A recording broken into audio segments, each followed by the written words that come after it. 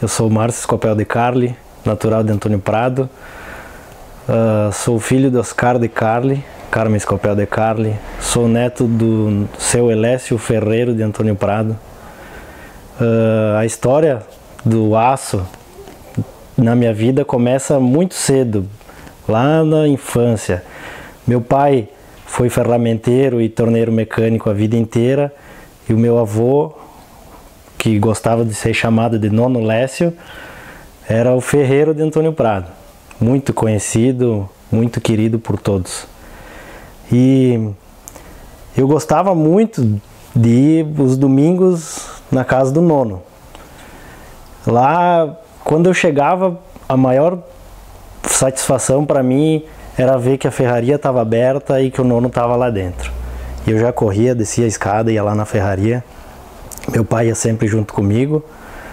E aquele local, para mim, nunca vai sair da minha memória, porque os cheiros, os sons, as fagulhas saindo da forja a carvão, o barulho da marreta batendo na bigorna, reverberando pelo lugar inteiro, as ferramentas, aquilo simplesmente entrou no meu corpo, no meu sangue, e não quis sair nunca mais.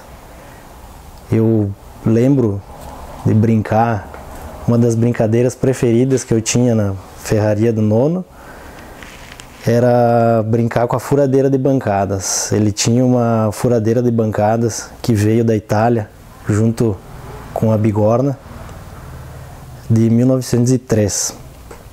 E ela era embalada por uma roda gigantesca em cima de ferro fundido, e ele dava o embalo no manípulo, deixava ela embalar bastante e depois ele soltava e ela continuava.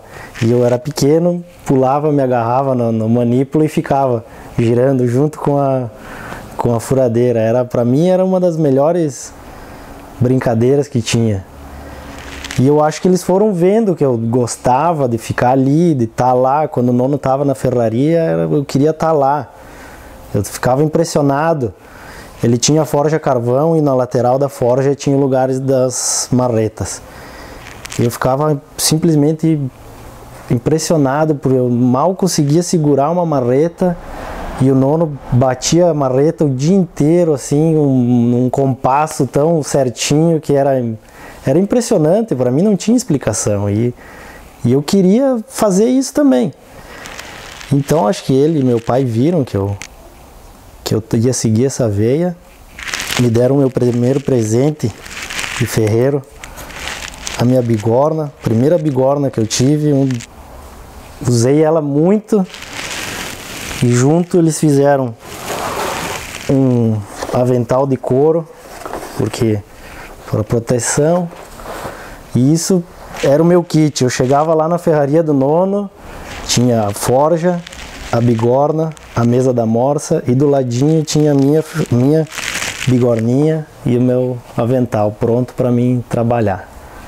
E ele gostava de me ver lá, porque ele botava os pedacinhos de ferro na forja, deixava esquentar, fazia eu bater. Eu era um auxiliar dele, mas um mini auxiliar do Nono Lécio. Era simplesmente, para mim, a realização do meu fim de semana era ir na casa do Nono e chegar na ferraria, poder estar na ferraria. O pai dele já trouxe isso da Itália, né? Então o meu bisavô já tinha alguns trabalhos como ferreiro, mas o meu avô foi dedicado 100% à ferraria. Então desde de piá ele começou a trabalhar como ferreiro, fazendo arcos de roda de carreta, ferraduras, equipamentos agrícolas, machado, marreta, todos, porque antigamente não se tinha uma loja de ferragens. Se ia ao ferreiro, pedir para ele produzir, e era isso que o Nono fazia. Ele fazia bastante arco de roda de carreta, porque ele tinha uma calandra gigante E eu e meu irmão gostava de ir brincar, porque essa calandra, ela era toda manual. E ela tinha um leme, parecia muito um barco para tocar. Então eu e meu irmão chegava lá na frente da calandra e imaginava que nós éramos capitão do barco e girava. Era uma brincadeira com o equipamento de trabalho do nono, né? Então ele fazia muito roda de carreta, ferradura. Uma coisa que eu achava impressionante que ele fazia eram aqueles marcadores de cavalo, de boi. Isso é uma coisa que eu não conseguia entender como é que ele conseguia trabalhar tão bem o aço, sair uma coisa tão perfeita. E ele tinha na porta da ferraria, nas costas da porta da ferraria, era o lugar onde ele testava. E aí lá tinha uma infinidade de símbolos, letras, números, era uma coisa artística. Era muito bonito de ver. E era uma coisa assim impressionante, ver o que ele fazia com um pedaço de ferro era simplesmente impressionante. Meu avô fazia facas, facões, eu tenho até hoje facas dele, cutelos maravilhosos. Não tem aquele acabamento perfeccionista que hoje em dia a cutelaria exige, mas são muito funcionais e duradouros, sabe? É uma coisa feita, até o aço que era usado era um aço mais puro, né? É uma coisa que eu tenho certeza que vai durar gerações.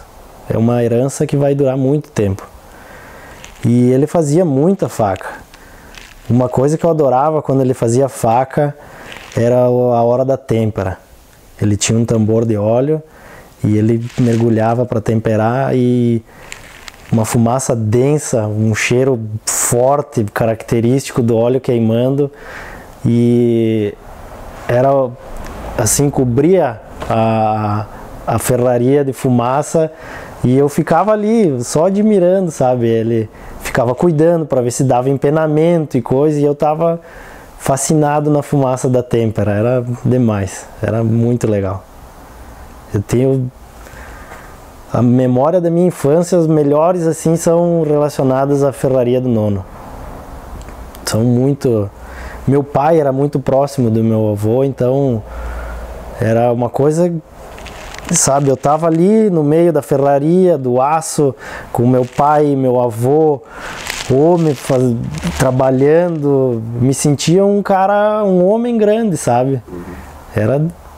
Era fantástico, fantástico. Eu hoje, trabalhando como mecânico industrial e soldador, eu tenho muitas lembranças do conhecimento que, sem querer, ele me passou. Ele, meu pai, muito, meu pai também. Às vezes tu tá ali pensando, como é que eu vou fazer isso? E aí tu para e pensa que uma coisa que o nono me ensinou é a calma. Parar, pensar, respirar. Ele era uma pessoa muito calma, muito centrada, e que sempre tem um jeito de arrumar, de consertar. Sempre tem um jeito. E às vezes tu tá ali no agito do dia a dia, naquela correria, a máquina não pode parar, e tu para, vê aquilo lá quebrado, e aí tu lembra, mas uma vez o nono fez um negócio bem parecido, e tu aplica o conhecimento lá de pichote, lá na ferraria do nono, poder aplicar hoje. É uma coisa assim que depois te dá uma satisfação enorme, enorme. Tu tem uma história relacionada a uma espora, né? Isso. É uma espora que meu avô me deu. Ela foi de um general que a tropa passou aqui pela região. E esse general estaria com essa espora quebrada. E foram pedindo informações e indicaram meu avô para fazer a solda. Só que na época era um processo mais demorado, a solda, até porque ela era em latão. Então ele teve que deixar lá. Meu avô fez todo o processo e ele só poderia vir buscar no dia seguinte ou quando passasse. E nesse meio tempo eles receberam alguma informação e tiveram que sair às pressas. E essa espora acabou ficando lá com o nono. E ele me contou essa história, eu fiquei impressionado, porque um general, uma coisa que faz parte da cultura do nosso estado, tudo, e ele me deu. Eu tenho ela muito bem guardada hoje, e ela virou uma herança histórica da família, faz parte, uma pequena e singela parte da história do estado também, né? Era uma coisa assim que era tão familiar, porque as pessoas não iam apenas no ferreiro, às vezes elas iam lá só tomar um chimarrão com o nono, contar algum caso, alguma coisa. Se criava um vínculo. A ferraria lá dentro não era só um lugar onde tu ia escutar a marreta bater ou ir lá encomendar um facão, uma faca. Era um lugar onde tu ia para ver o ferreiro, conversar com o ferreiro. Era uma coisa assim muito maior do que parecia. Saudade de ouvir um canto de bigorna? Pá, às vezes eu vou visitar o Rogério pela nossa amizade, eu sou muito amigo do Rogério. E eu chego lá, a bigorna, eu ouço hoje meu avô batendo, o nono batendo a bigorna, era uma coisa assim tão compassada, tão bonita de se escutar, era incrível. A bigorna, na mão dele era um instrumento musical, enquanto ele trabalhava era uma coisa fora do comum. Aquele som reverberava nas paredes assim e entrava no fundo da tua cabeça, era coisa linda. A forja sempre acesa, a carvão, as fagulhas subindo. Era uma coisa assim que não tinha como eu não ficar atraído com esse mundo. Hoje eu trabalho não como ferreiro, mas no meio, sou soldador, mecânico industrial. Eu ainda tô no meio, sabe, fui infectado pela veia do aço e não consegui mais me curar. É uma coisa que vai morrer dentro de mim, e agradeço ao meu pai e meu nono por ter me mostrado esse caminho. Cutelaria hoje eu acho que seria a ferraria moderna, né? Porque os instrumentos, claro, hoje se tem os marteletes e tal, mas a básica e a lógica e o conhecimento de fundição e tudo vem da ferraria. São lá os antigos ferreiros que começaram a dobrar o aço, que viram que dava para forjar. A alma da cutelaria hoje vem de dentro da ferraria, né? Então, para mim, a cutelaria hoje é a ferraria moderna, assim, evoluindo, se adequando aos tempos e mantendo a arte. A cutelaria é uma arte. Nos fundos da ferraria tinha uma churrasqueira, então nos domingos tinha o churrasco na casa do nono. E eu lembro muito bem, o nono era um cara muito engraçado, gostava de contar piadas, e ele dizia que lá o ditado popular não funcionava. Porque o ditado diz que casa de ferreiro, espeto de pau, mas lá não, lá os espetos eram forjados por ele mesmo. Então ele gostava de dizer que lá o ditado popular não funcionava. Aqui é casa de ferreiro, mas espeto é de ferro também. Esse poema meu tio escreveu quando meu nono faleceu. E eu acho que ele explica brevemente assim, a deixada do nono. Eu, na minha cabeça, quando o nono faleceu, o que me confortou muito, porque eu pensei muito, porque o nono para mim era uma pessoa, é uma referência. Que eu acho que deu algum problema, estragou alguma coisa nos portões do céu. E Deus precisava do melhor ferreiro para ir lá arrumar, e ele quis levar o nono. Eu acho que foi isso, para mim não tem outra explicação. O poema é Saudades de Elécio. O martelo não martela, a bigorna não soa, o fole não afa, o fogo apagou. Tá faltando você, meu velho, forjador de aços e ferros, forjador de almas e amigos, ferreiro, o afanar do fole, o eco da bigorna estão vivos em mim. Enchem o meu coração de você.